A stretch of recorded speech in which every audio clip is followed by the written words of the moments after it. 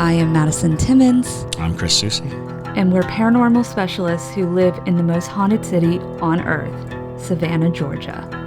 Every day is Halloween in our line of work, so join us as we spin true tales of haunts, murders, and disturbing Savannah history.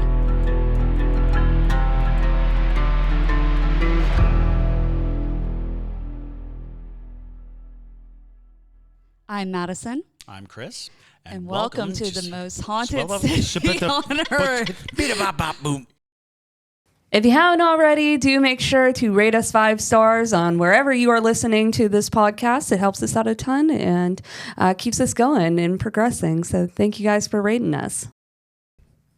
Hello, and welcome back to another episode of The Most Haunted City on Earth. My name is Madison Timmons. I'm Chris Zushi. And I'm JT Timmons. And that's Patrick. And that's Patrick. Patrick, for those of you listening, there is a neon bat flapping its wings behind us. Yeah, but he's not getting very far. No, right? he is. No. It's Sisyphus, the bat. Well, we have today for you another Ghost Caught on Camera offering. Yes. And if you're listening on Spotify, it's uploaded as video and audio, so you can switch on Spotify to the video and watch it that way. Yep, so you can see the photos that we're talking about.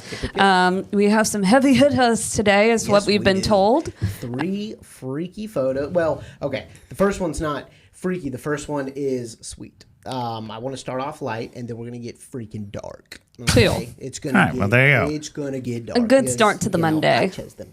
Yeah. Our Monday when we're filming this, not your Monday. But Yes. hopefully your Monday was good. But yeah, before we get into that, though, we do want to announce something really awesome. Chris, it's your turn. Oh.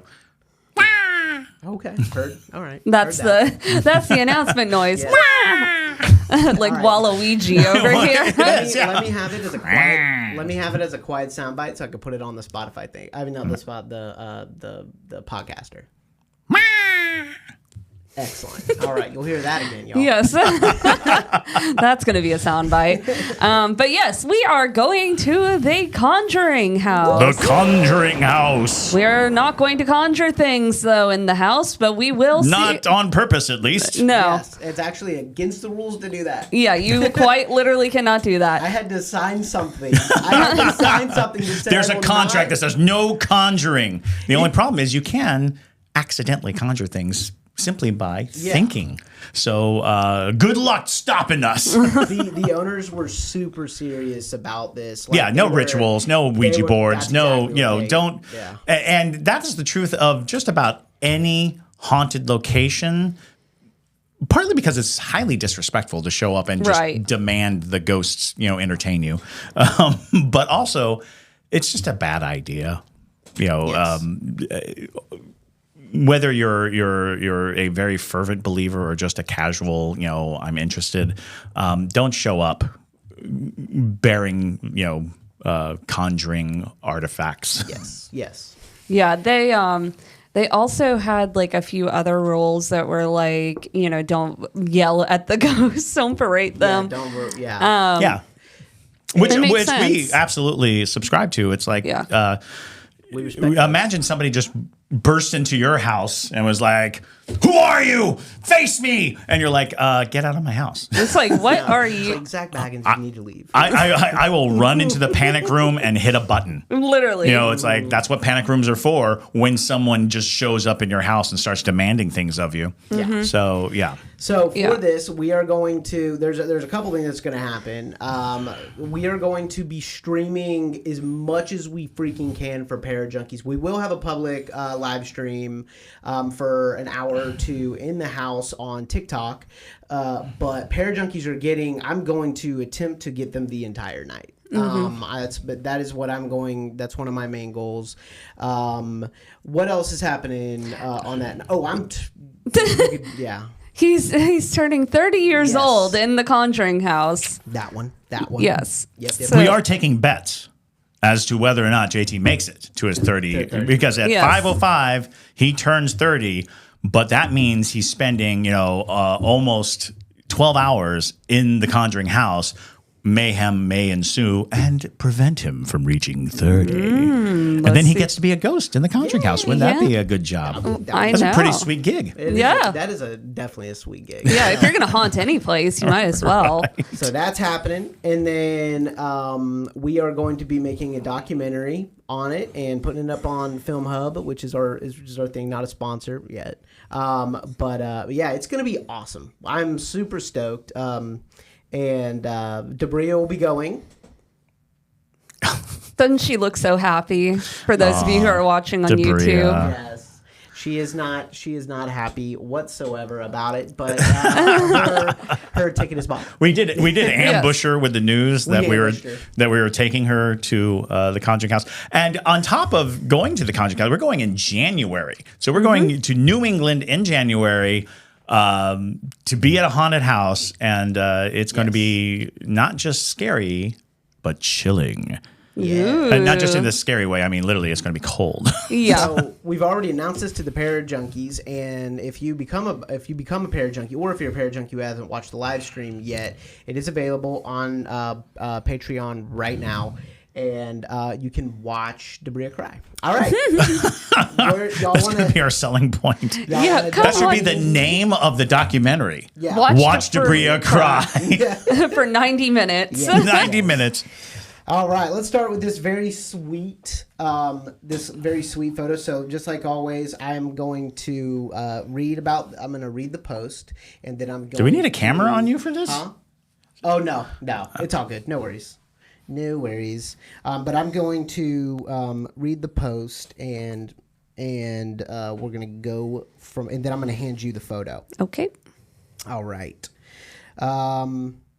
Let's see. Actually, we can get a camera on me now that I think about it. I was saying, because it's going to just be us looking at you reading. I just don't like being on camera, but whatever. Well, if you're going to do this much talking. I know. Yeah, you might as well. I know.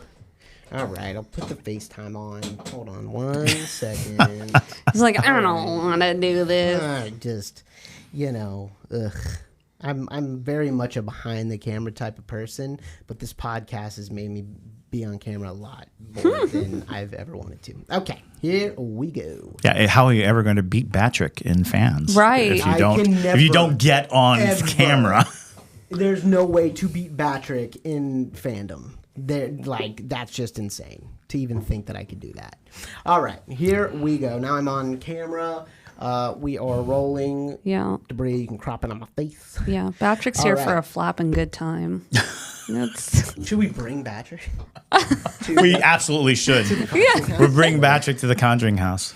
All right. So just a brief thing about this. I ask everyone whose photos we use for their permission to use them, right? And so Miss Julene let us use this. I thought this was just an extremely heartwarming and endearing photo. And she's just this sweet older lady. Mm-hmm. And I will tell you, I don't delete comments on YouTube or anything like that. But if someone is being mean on YouTube about this photo, I will freaking silence you, because she's very sweet and she let us use this photo. Mm-hmm. And so be nice. I know it's hard for some people. Anyway. All right, here we go. He's like, don't hurt her feelings or I lose it. Silence you so fast. like don't even waste your time. All right, here we go. This is from Miss Julene.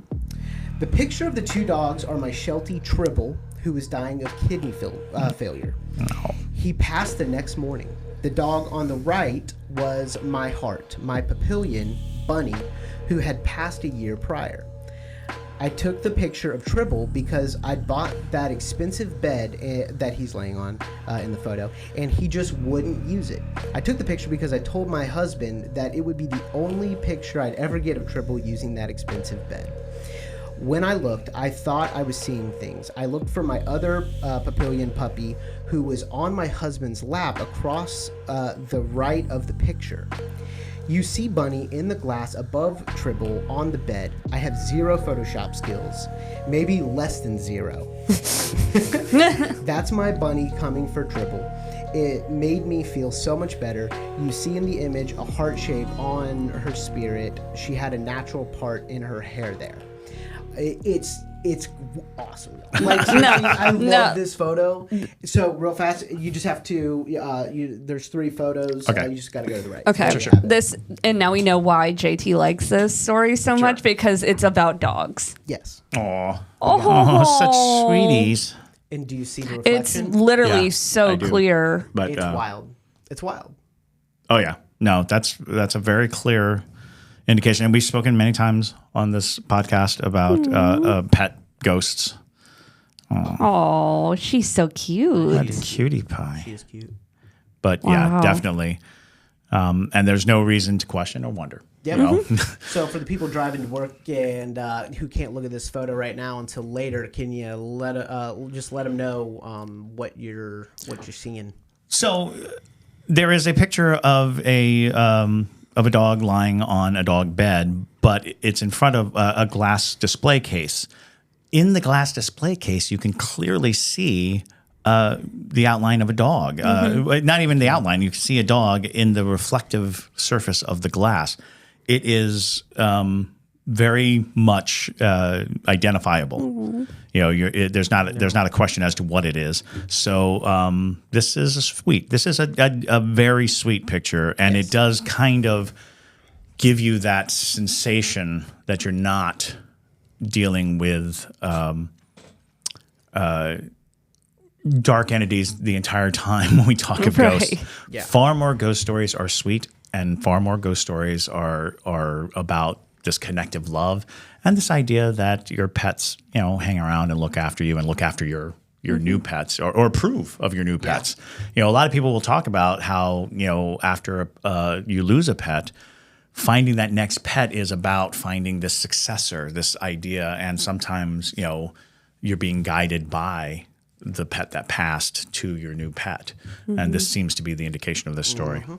And maybe that's why the other dog doesn't lay in that bed very often. I was thinking that exact same It's thing. like- Maybe the other bed belonged to the one that passed. Or Yeah. Bunny's like, this looks very comfortable, Mom. Thank you. And the other dog is like, okay, Bunny, Right. you can has that.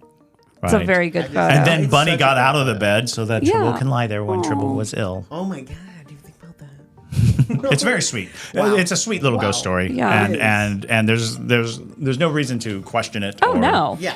And at the very minimum of it, even if it was for some reason a reflection, which it doesn't give off that impression at all, it's a sweet story, and everybody wants to feel like their dog is visiting Right. them. No, So it's like, an absolute sweet story, and that's kind of the thing. It's like there's no reason to detract it, because even if you don't believe it, screw you. Right.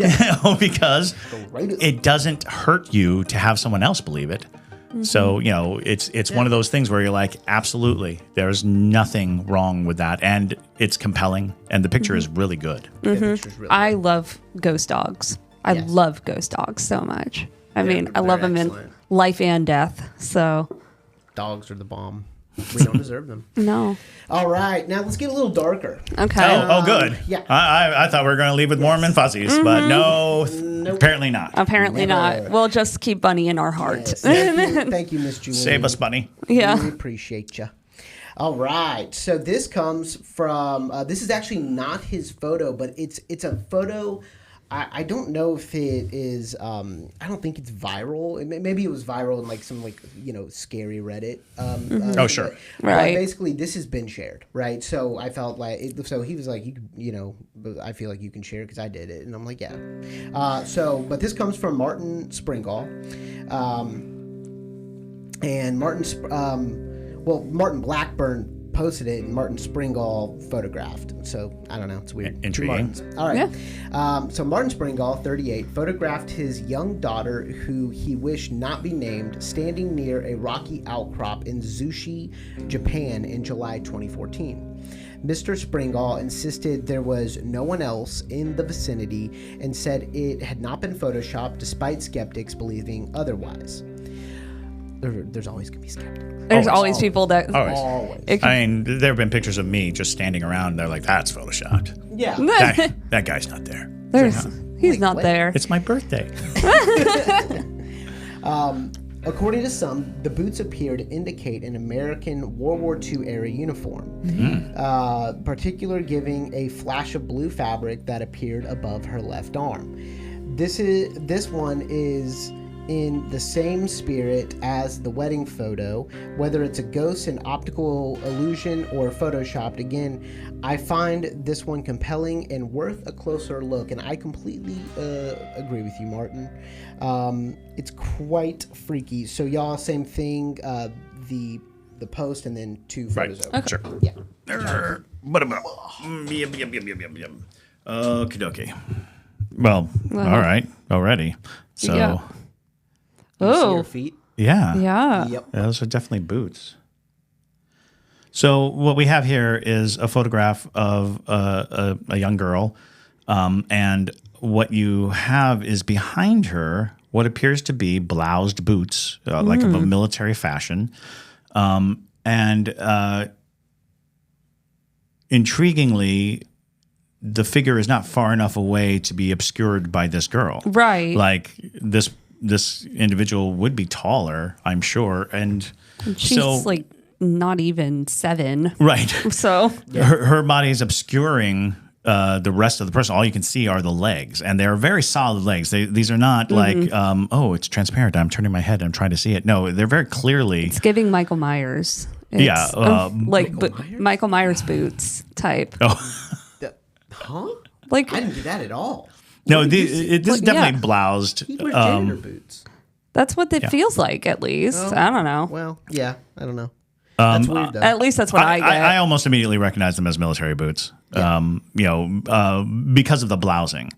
You see where the pants it's tucked into the boot, which gives you that, and it is older type of boot too. It's not. They don't look modern necessarily. It's just freaky how It there's is. nothing else above her. It's just these boots. Right. It's like very, very strange. He It said is there was a- a flash of blue above the shoulder. Is that what he said? I can't see Yeah.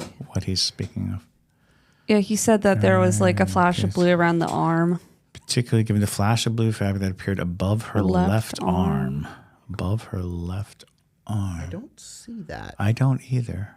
I do not see that. Yeah. But yeah, freaky stuff. Yeah, I'm not seeing the flash Yeah, of blue. it does. But It very much looks like there's a man standing behind her. She is Right. obscuring him. So even if that were the case, that that he's further away and therefore small enough to hide behind a 7-year-old girl. yeah. The fact that the photographer himself is like there was no one else there. Yeah. That is odd. What? So why is the entity if it's not photoshopped and it's it's a real photo why is the entity facing away from her at that angle? Because that's what's so crazy. If it was He's actually facing the water. He's facing the horizon, which suggests that he is a soldier waiting for a boat to come in. Oh, okay. He's on duty. So that makes me think it's not Photoshop, because if I'm photoshopping something, I'm going to make it scary. I'm going to try to entertain the person, right? Right. Yeah. And that's not, it's entertaining. It's just curious. It's just curious. Right. That's the big thing. Is like it's so subtle and so simple, and could have been overlooked. We could have sat in a photo album without a lot of scrutiny. But once you do scrutinize it, you're like, oh. Yeah. Those definitely look like boots. I mean, there's also the chance that it's a rock formation, or that's the you could off argue chance. these things, but in the end, it just doesn't feel that way when you're looking at it. It does seem solid. Yes, it does, and present. And so not knowing the history of the area of Zushi. Not knowing the area or its history, it's hard to determine what it would be. However, right. Japan has a very tumultuous history and a very tumultuous, military existence. And so, having a soldier on the beach looking out over the water, certainly suggests that there could be something going on with a very severe residual haunting. Yeah, and I mean, even if it was an intelligent haunting, just because it's there doesn't mean it has to interact with us. Exactly. So it's exactly. It doesn't mean that he was just like, man, they're fine, whatever. I'm just going to continue looking at the Nass Ocean. It makes you wonder if when you take a photo that's a frame, right?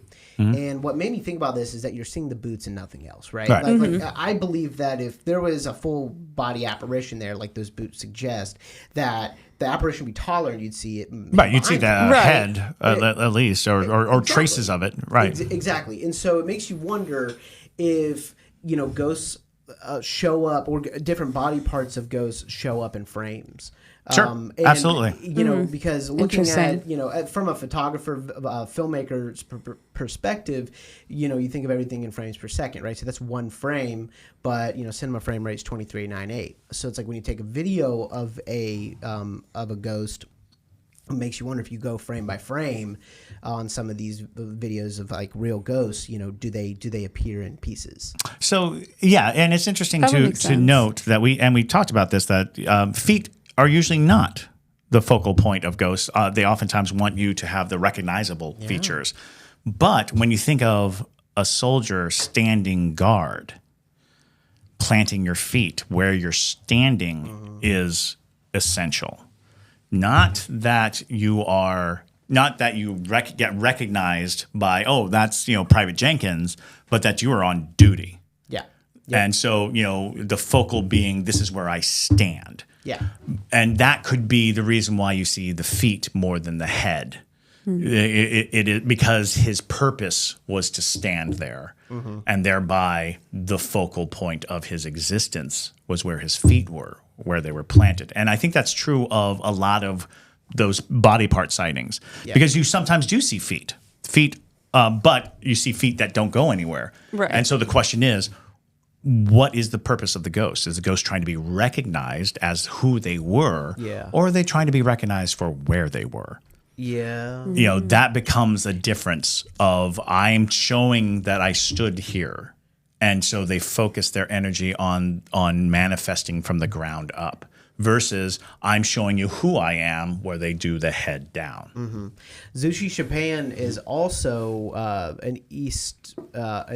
city in the east. It's a town in the east, and so of Japan, and so the entity would technically be facing America. There you go. So maybe there's something there, and if we have any World War II experts, I'd love to know if Americans ever landed in World War II in I just don't think, and I could be totally wrong. No. We didn't get into mainland Japan, right? No. So that's mainland Japan. No. That's not an island. But we did send a bomber or two, and being on the watch for that. Interesting. Sure. Could easily be something hidden. Well, something that's not disclosed, maybe, or I have no clue. No, dropped 2 atom bombs. Yes, you're saying like a Japanese. I don't think necessarily those are American boots. Okay. Right. Is the thing. Okay. And one of the things that kind of, and I don't know because I'm not a World War II expert, but I do notice that it doesn't have any sole, any heels. Yeah. And heel and tread on boots was a big thing in the West, but I don't think it was as big a thing. Sure. In the East. Oh, so. yeah. I would love if there are any World War II experts listening, I'd love for you to look at the photo and just let us know what you think. Yeah. In the comments, seriously. You can oftentimes find things very distinguishable if you know the clothing, especially for soldiers. That's the best way to identify a soldier ghost is to look at their uniforms. Yeah, and be able to tell time. Because that's another thing is we're guessing that it's World War II, but it doesn't necessarily have to be. It could be earlier, it could be later. Although, we dismantled the Japanese military after World War II, so the chances of that being afterwards, not as probable. Yeah, but it not having a soul thing is pretty interesting. Soul of boots, right? For that landscape, right? But it would make you feel like it's somebody who would have come from a army or military system that is familiar with that landscape, because like if you're doing a lot of mountain climbing, it's actually better to have less like bulkiness to your boots so you can be more nimble, more grabby. Yeah, so that's a very interesting point. I did not even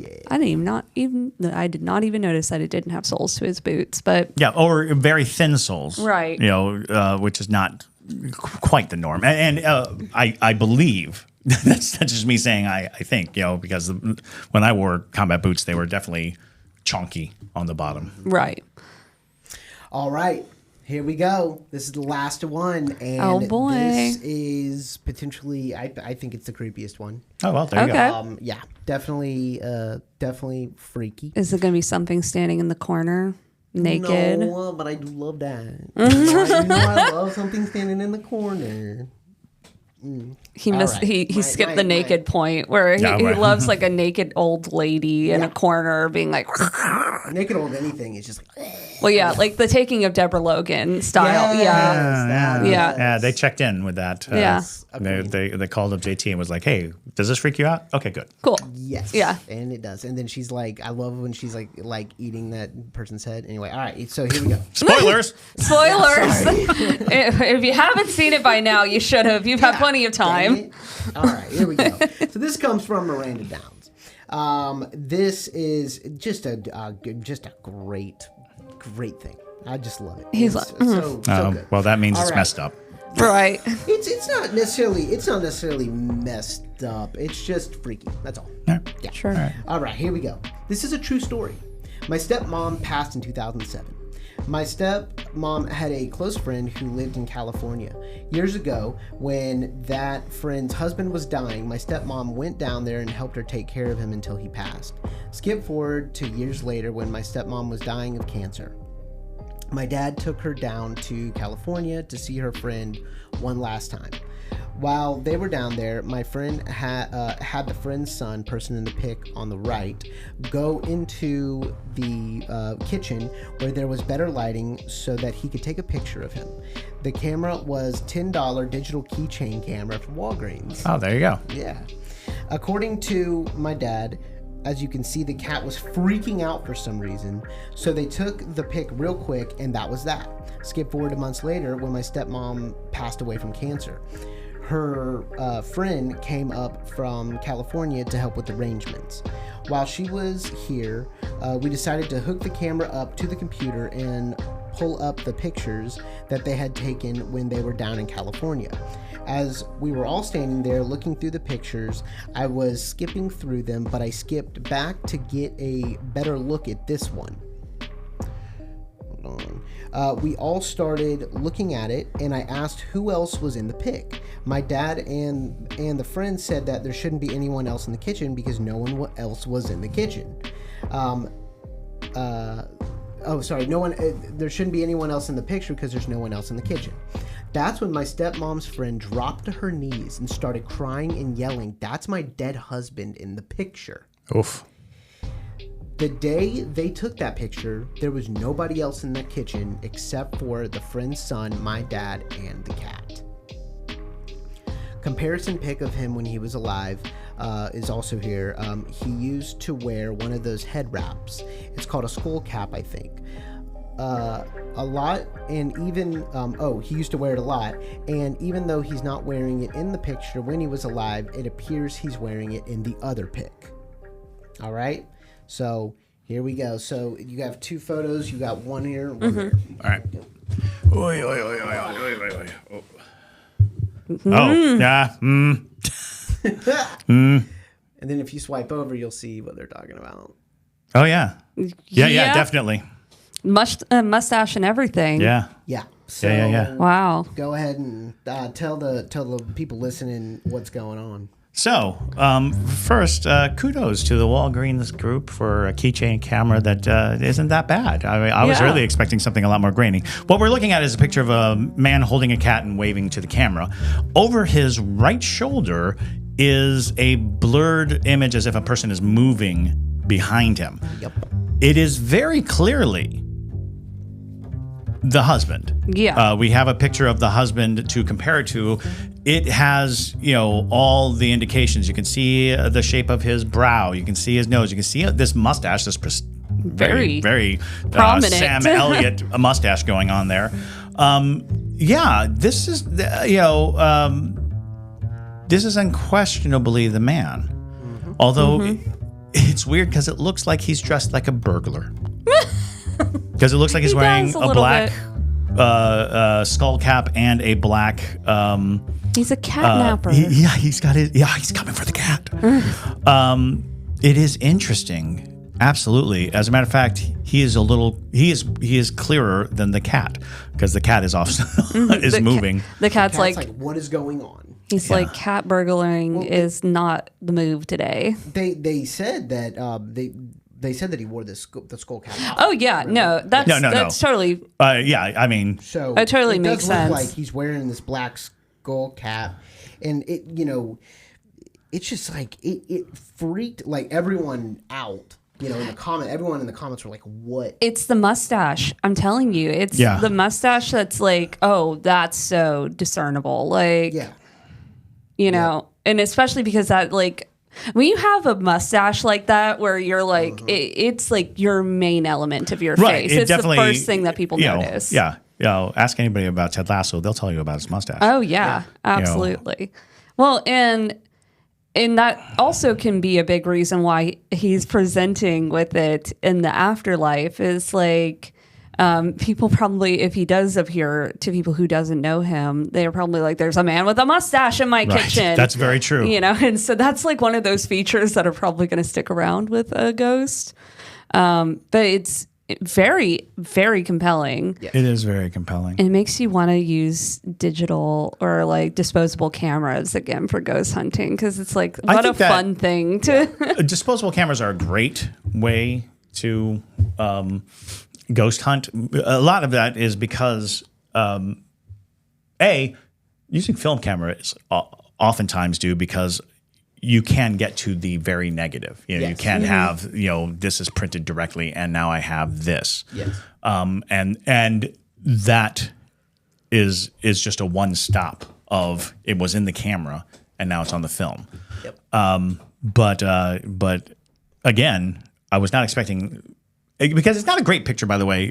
When for those of you listening, it does look like it is a lower grade digital image. However, when you think that it's a keychain camera, one of those little, because I remember seeing those little digital keychain cameras, you're not expecting great quality anyway. No. Yeah. But this is a pretty good catch there. A really good catch. That was like a lucky kind of moment because and it's so weird because you're like it does look like he's in motion, and like I was playing with the brightness, and it almost looks like what you caught is him turning his head. Yeah, like he was facing the camera and he was turning away. He's like, oh, they got the photo. I gotta get out of here. You're not supposed to see me. I'm a ghost. So his hand most likely, if the shutter was left open, I don't know if these keychain cameras know how to, keep the shutter. I don't think it does. Okay. No, you don't. Nothing, you can't even change the ISO or anything like that. Yeah, this is not a. So it's as a matter of fact, in the story, he says they went into the kitchen for the better light. Yeah. Right. Because the camera is obviously not adjustable in any way. Crank and click sort of dealio. Yeah. No, absolutely. But still crazy.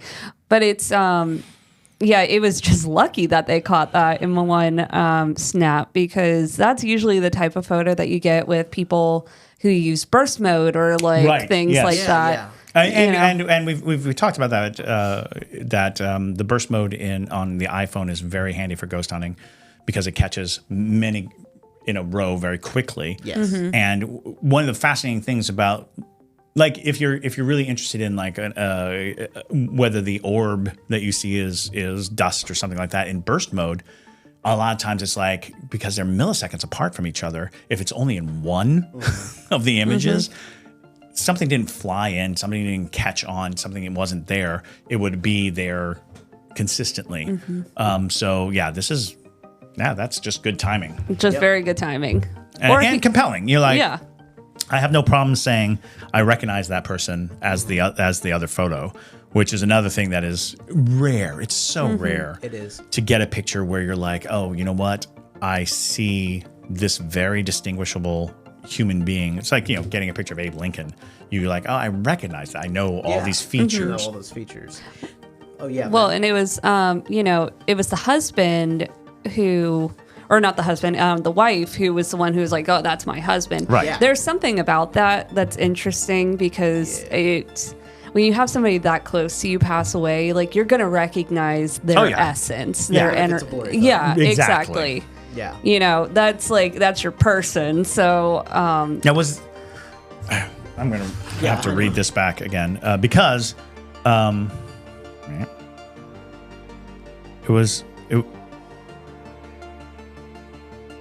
yes. So this is the man's son. Mm-hmm. That's even more interesting because he was the one holding the camera. So he could have been like, hey, dad's here, Yeah. Interesting. And the fact that he's like over his shoulder, it makes you wonder if like ghosts can choose to be in photos. There's a lot of conversation about that. And we oftentimes talk about ghost photography that you should ask for permission or you should ask for them to show themselves before you click the camera because it is commonly believed that ghosts choose who can see them and who can't. Or, they choose to expend the energy to appear or to show themselves. And the thing about a camera is a camera has many features that the human eye and the human brain do not. But one of the most useful features a camera has that humans don't is the camera has no psychology. There's nothing in a camera doubting what it sees. Sure. There's nothing in a camera that blocks things and says, no, that's not real. I'm not going to do that because we as human beings can be faced with something, horrendous, and maybe we are daily, but our brain's like, I don't want it. Hey, that's not it. That's not for me, son. So I think that the brain acts as a filter in many cases, and a camera is unfiltered. I kind of want to take a film camera up to the Conjuring house now take it. Yeah. We should absolutely. Yeah, and see what happens. Yeah, see what happens. See what we can capture on film. That would, we can even get those disposable wedding camera. Yeah. Oh yeah, we could do that, and then we could do like one of the old Canon ones. Those are like $150, if that, something like that. It's interesting. So yeah, I think I love this photo. I like everyone when she posted it. Everyone was like, whoa, like yeah, it's crazy. The comments were like, this is insane. It is insane. It's a very perfectly placed photo. Like you can when you have the story in place and then you look at it and then you see the photo of the person that this is a spirit of, it all fits so perfectly into place that it's one of those. There's no sense in refuting it. There's no sense, for people who are like, oh, it's Photoshop. It was why? Yeah. Because all of the elements are so compelling that you're like, okay, there's nothing to profit from doing this. There's nothing that makes this worth doing. There's nothing. And that's something that a lot of people need to know about ghost photography. There's no ghost photograph that has really garnered someone a lot of money or a lot of fame or, so yeah, there are absolutely Photoshop pictures. There are absolutely, but it's never a case of, I'm going to cash in on a ghost, right? Because people don't. That's not the industry. So yeah, this is a good one. Absolutely.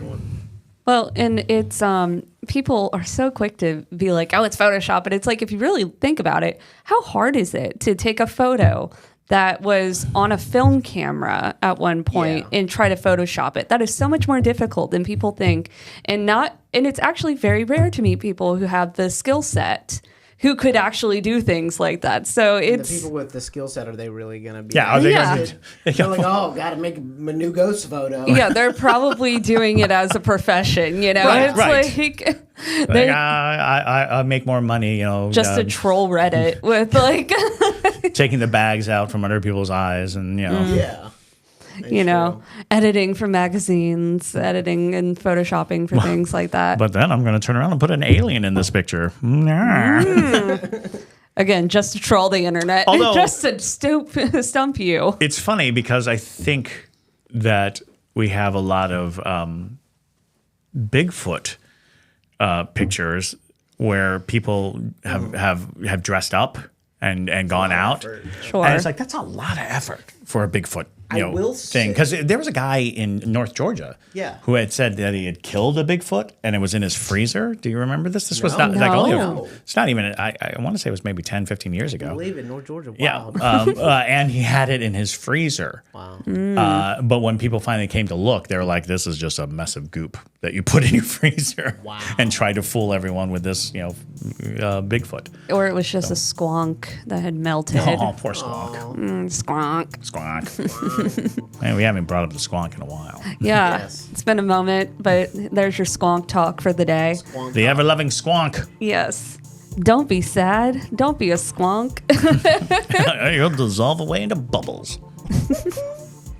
But yeah, it's definitely an interesting photo to say the least. And I don't know why people would, All of the pictures were really interesting. Yeah. Because they're very casual. That's another Right. thing that comes across is the casual nature of a lot of ghost photography. It's oftentimes not a ghost hunt where someone caught something. It's oftentimes, I was in my living room and my dog came in, I took a picture of it, and behind it was a demon. And you're like, oh yeah, that's like terrifying. Perfect. I'm so glad for you.